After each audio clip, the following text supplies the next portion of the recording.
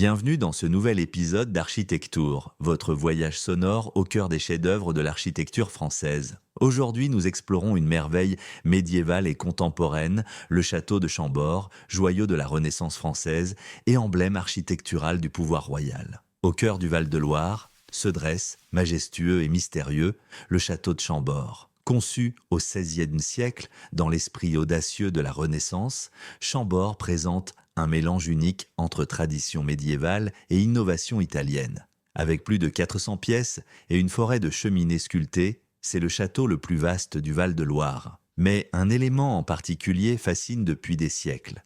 L'escalier à double révolution conçu avec une finesse et une ingéniosité exceptionnelles. Inspiré probablement par Léonard de Vinci lui-même, il permet à deux personnes de monter simultanément, sans jamais se croiser. Une innovation audacieuse reflétant parfaitement l'esprit humaniste de la Renaissance. Mais pourquoi François Ier fit-il construire un château aussi imposant au milieu de nulle part ? Chambord n'était pas destiné à la vie quotidienne. En réalité, il servait essentiellement de pavillon de chasse royale et devait symboliser la puissance politique du roi. Plus qu'une demeure, Chambord est une démonstration de prestige et d'ambition diplomatique à l'échelle européenne. L'architecture de Chambord révèle aussi une riche symbolique. Tourelles, loggias, balcons et lucarnes illustrent harmonieusement l'idéal esthétique de la Renaissance française. Chambord inspire depuis toujours admiration et émerveillement, incarnant l'apogée artistique d'une époque en pleine mutation.